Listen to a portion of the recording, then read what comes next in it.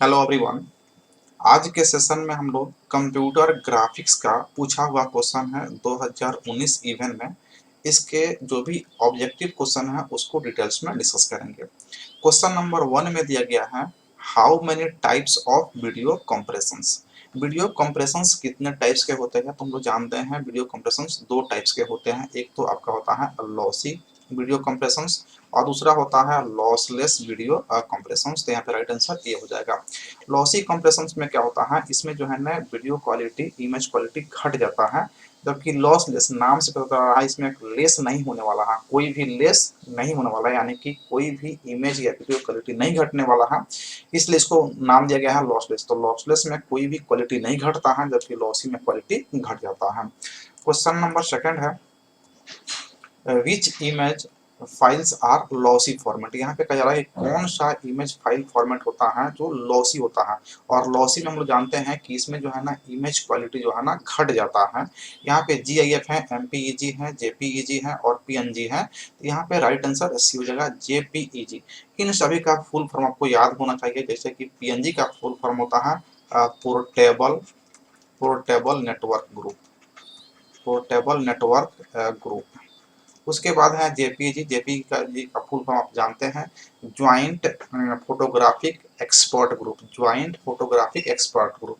MPG का full form होता है moving picture expert group, moving picture expert group, moving picture picture expert group, expert group होता है। उसके बाद में GIF का फुल फॉर्म होता है, यहाँ पे ग्राफिक्स इंटरचेंज फॉर्मेट, इसका फुल फॉर्म होता है graphics interchange format, interchange format, graphics interchange format होता है। तो ये चारों का जो है ना फुल फॉर्म आप ध्यान रखेंगे, क्योंकि यहाँ से ऑब्जेक्टिव क्वेश्चन पूछे जाते हैं। क्वेश्चन नंबर 3 है, how many step process for creating a 3D animation. अगर 3D एनिमेशन आप क्रिएट करना चाहते हैं तो कितने स्टेप का प्रोसेस आप परफॉर्म करेंगे। तो इसका राइट आंसर ऐसे हो जाएगा, अगर 3 स्टेप्स आप परफॉर्म करते हैं तो आप 3D एनिमेशन को क्रिएट कर सकते हैं। क्वेश्चन नंबर 4 में JPG का फुल फॉर्म पूछा जा रहा है। अभी हम लोग देखें joint photographic expert group, joint photographic expert group, इसका फुल फॉर्म होता है, राइट आंसर बी हो जाएगा। क्वेश्चन नंबर 5 में है, which compressions provide some loss of quality. अभी हम लोग देखा है कि जो लॉस होता है वो सिर्फ लॉसी में होता है, लॉस जो होता है लॉसी में होता है, लॉसलेस में कोई लॉस नहीं होता है। तो यहाँ पे राइट आंसर बी हो जाएगा। क्वेश्चन नंबर 6 में कहा जा रहा है, in Bresenham circle generation algorithm if XY is the current pixel position, यानी करंट जो पिक्सल पोजीशन है वो क्या है आपका X और Y है। Then y value of the next pixel position is, कह रहा है कि नेक्स्ट पिक्सल पोजीशन क्या होगा x या y का। यहाँ पे सिंपली y कहा जा रहा है, तो y का नेक्स्ट पोजीशन या तो y+1 होगा या फिर y-1 होगा, तो दोनों में से कुछ भी हो सकता है। ठीक इसी प्रकार से x का पूछा जाता है, तो x का भी वही होगा, या तो x+1 होगा, नहीं तो x-y, दोनों में से कुछ भी पूछ सकता है। ये डिपेंड करता है कि किस तरफ से आप रोटेट कर रहा है नेक्स्ट पोजीशन फाइंड करने के लिए, यानी कि पॉजिटिव कर रहा है या निगेटिव, दैट मीन्स कि क्लॉकवाइज या एंटी क्लॉज करना चाहते हैं, तो उस पर ये डिपेंड करता है। तो इसका राइट आंसर हो जाएगा सी, y+1 या फिर y-1।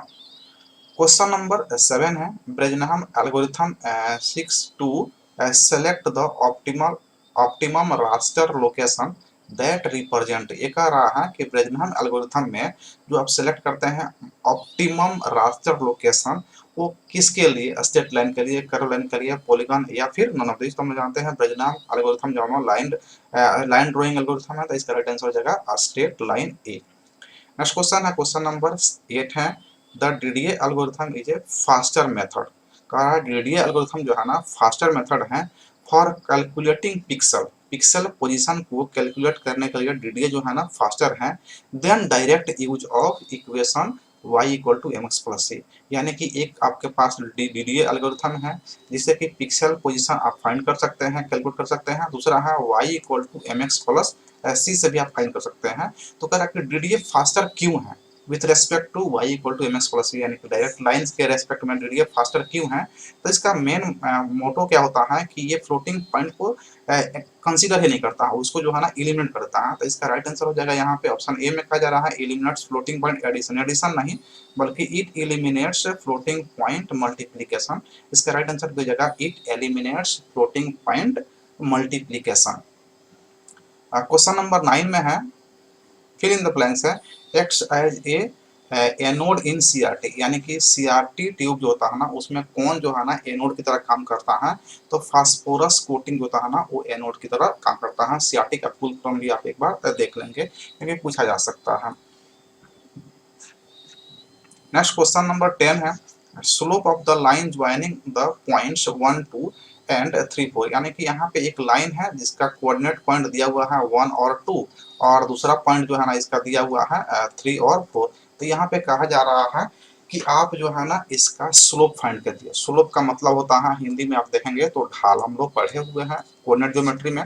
और स्लोप निकालने का जो फॉर्मूला होता है, स्लोप का फॉर्मूला होता है y2 minus y1 divided by x2 minus x1। अब यहाँ पे देखेंगे, यहाँ पे आपको x1 और x2 और यहाँ पे हो गया आपका y2, और उसके बाद यहाँ पे ये हो गया x1 और ये हो जाएगा y1। तो आप y2 माइनस y2 क्या है, यहाँ पे y2 यहाँ पे 4 है तो 4, और x1 y1 क्या है तो माइनस 2 हो जाएगा। x2 का देखेंगे तो 3 है, और y1 देखेंगे तो आपका x1 1 है, तो यहाँ पे 2 डिवाइड बाई 2 हो जाएगा, दैट मीन्स कि इसका 1 वैल्यू हो जाएगा, इसका राइट आंसर हो जाएगा।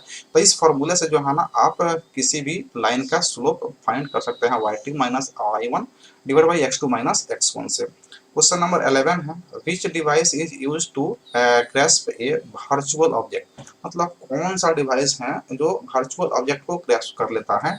यहाँ पर राइट आंसर बी हो जाएगा, डेटा ग्लोब। क्वेश्चन नंबर 12 है, the maximum number of dots that can be displayed without overlap on CRT referred to as, मतलब कह रहा है कि जो मैक्सिमम नंबर ऑफ डॉट्स की बात की जा रहा है जो डिस्प्ले होता है बिना ओवरलैप के सीआरटी में, तो वो क्या होता है, तो मैक्सिमम नंबर ऑफ डॉट्स की अगर बात करेंगे, नंबर ऑफ डॉट्स की जहां ये बात आएगा तो वहां पे क्या हो जाएगा, रिजोल्यूशन, यानी कि नंबर ऑफ डॉट्स क्या होता है, डॉट की बात कर रहा है पिक्सल, और नंबर ऑफ पिक्सल क्या होता है, रिजोल्यूशन। तो यहाँ पे कह रहा है कि स्क्रीन रिजोल्यूशन, इसका राइट आंसर सी हो जाएगा।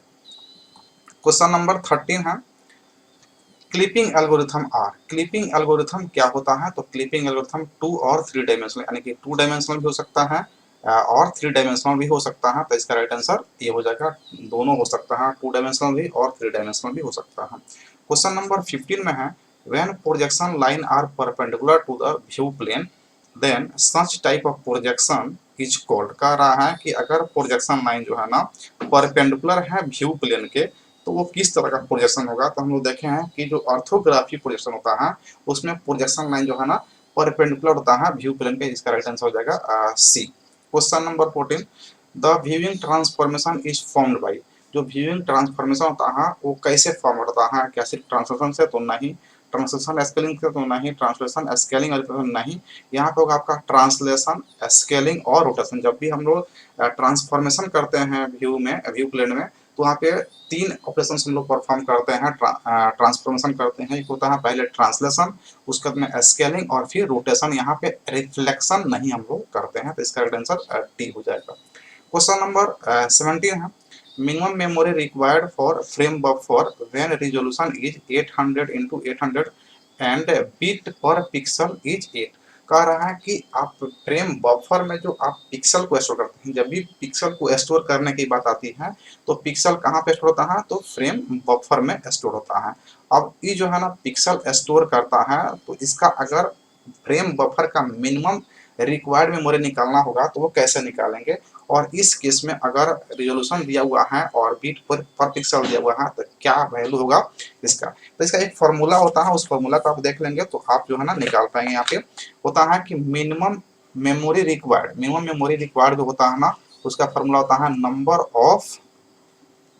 Number of pixel multiply by, यहाँ पे होता है कलर डेप्थ और डिवाइडेड बाई होता है 8 होता है। यहाँ पे नंबर ऑफ रिजोल्यूशन यहाँ पे 800 into 600 लिखा रहेगा, 800 into 600 आप कर लेंगे, और नंबर ऑफ डेप्थ कलर जो यहाँ पे दिया हुआ है, यहाँ पे बीट पर पिक्सल दिया रहेगा वो है यहाँ पे 8, यहाँ पे 8 हो गया और डिवाइड बाई कर देंगे 8, तो 8 से 8 डिवाइड हो गया, कैंसिल हो गया, तो यहाँ पे बच गया 800 और इंटू 600, और ये चूंकि बीट पर पिक्सल था तो यहाँ पे बीट्स हो गया, बीट्स। तो यहाँ पे ये हो गया आपका बीट्स। अब बीट्स में हम लोग 8 से डिवाइड कर देंगे, 8 से डिवाइड कर देंगे तो ये किस में कन्वर्ट हो जाएगा, ये हो जाएगा आपका बाइट में। तो 8 से 8 कैंसिल हो जाएगा तो यहाँ पे 100 हो गया। तो 100 मल्टीप्लाई बाई अगर 600 कर देंगे तो ये पूरा बाइट्स में आ गया, ये बाइट्स में आ गया। अब इसको आप केबी में कन्वर्ट करना है क्योंकि फुल वैल्यू जो दिया है केबी एमबी में दिया हुआ है, तो पहले केबी में कन्वर्ट करते हैं। तो यहाँ पे 100 है, 600 है और डिवाइड करेंगे 1024 से, 1024 चूंकि 1024 1 के बी बराबर 224 होता है, तो यहाँ पे लग जाएगा के बी और इसको आप डिवाइड करेंगे तो अप्रोक्सीमेटली जो है ना 512 से थोड़ा सा प्लस में आएगा, तो अप्रोक्सीमेट आप आंसर ले सकते हैं ए। इसका राइट आंसर 512 हो जाएगा। तो इस फॉर्मूला का याद रखेंगे, यानी कि number of pixel into depth colour divided by 8, इस फॉर्मूला से फाइंड आप इजीली कर पाएंगे। तो यहाँ पे क्वेश्चन नंबर 17 है। क्वेश्चन नंबर 18 की बात करते हैं। इसमें दिया गया है which is not image file format, इनमें से कौन जो है ना इमेज फाइल फॉर्मेट नहीं होता है, बीएमपी, जेपीजी, टिफ और बोथ ए एंड बी कह रहा। तो बोथ ए एंड बी तो होगा ही नहीं, क्योंकि बीएमपी भी और जेपीजी तो हम लोग जानते हैं जो ज्वाइंट फोटोग्राफिक ग्रुप हो गया। बीएमपी का फुल फॉर्म होता है बीट मैप, बीट इस तरह से लिखा था, बीट मैप। तो यहाँ से बी लिया, यहाँ से एम लिया और यहाँ पे पी लिया, तो ये इसी को बोलते हैं बीएमपी। तो बीट मैप जो होता है ना इमेज फाइल फॉर्मेट होता है, जेपीजी भी होता है, टिफ जो है ना फाइल फॉर्मेट नहीं होता है। तो इसका राइट आंसर सी हो जाएगा। क्वेश्चन नंबर 19 है how many matrices are required to rotate an object about point X Y, मतलब कितने मैट्रिक्स की आवश्यकता है किसी भी पॉइंट को, किसी भी ऑब्जेक्ट पॉइंट को रोटेट करना है, तो आपको यहाँ पे राइट आंसर बी हो जाएगा, 3 मैट्रिक्स की आवश्यकता होता है। क्वेश्चन नंबर 20 है if direction of rotation is Z axis then direction of position of positive rotation is, मतलब कह रहा है कि अगर आप जेड एक्सिस के अकॉर्डिंग जो है ना अलोंग जो है ना आप रोटेशन परफॉर्म करते हैं, ये हो गया आपका जेड एक्सिस, ये हो गया आपका वाई एक्सिस और ये हो गया आपका एक्स एक्सिस। तो जेड एक्सिस के अगर आप अलोंग जो है रोटेशन को परफॉर्म करते हैं तो पोजीशन ऑफ पॉजिटिव रोटेशन क्या होगा, तो पॉजिटिव रोटेशन का मतलब हो गया कि एंटी क्लॉकवाइज रोटेशन। जब एंटी क्लॉकवाइज रोटेशन करेंगे तो पॉजिटिव होगा और जब क्लॉकवाइज करेंगे तो क्या हो जाएगा, निगेटिव हो जाएगा। तो यहाँ पे कह रहा है जेड एक्सिस के अलोंग आप पॉजिटिव रोटेशन कर रहे हैं, तो पॉजिटिव का मतलब क्या हो गया, यहाँ से जो है ना यहाँ पे पॉजिटिव यानी कि एंटी क्लॉक, पॉजिटिव का मतलब हो गया एंटी क्लॉक। तो यहाँ से क्या करेंगे, जेड से एक्स की तरफ जाएंगे। तो यहाँ पर आप देखेंगे जेड से एक्स, जेड टू एक्स, इसका राइट आंसर बी हो जाएगा। अगर वहीं निगेटिव होता तो जेड से वाई की तरफ आंसर होता। तो पॉजिटिव निगेटिव पे ध्यान रखेंगे तो आप इजिली आंसर को कर पाएंगे।